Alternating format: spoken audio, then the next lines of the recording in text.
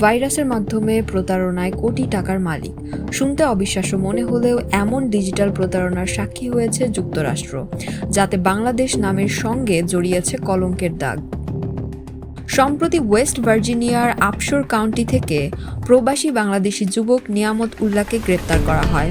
আদালতে পেশ করা নথি অনুযায়ী সে এলাকার ৮৩ বছর বয়সী এক বৃদ্ধাকে লক্ষ্য করে প্রতারণা চালান নিয়ামত।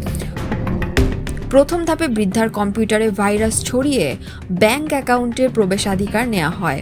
এতে $20 পেমেন্টকে জালিয়াতির মাধ্যমে বানানো হয় $20,000। পরবর্তীতে বৃদ্ধাকে ফোন দিয়ে বোঝানো হয় তিনি আইনি সমস্যায় পড়েছেন, যা সমাধানে $18,000 নগদ অর্থ পরিশোধের নির্দেশ দেন নিয়ামত। এক্ষেত্রে ব্যবহার করেন আইনশৃঙ্খলা বাহিনীর ভুয়া পরিচয়। আবারও বড় অঙ্কের অর্থ উত্তোলন করায় ব্যাংক কর্মীদের এ নিয়ে সন্দেহ হয়। সঙ্গে সঙ্গে এ বিষয়ে জানানো হয় পুলিশকে।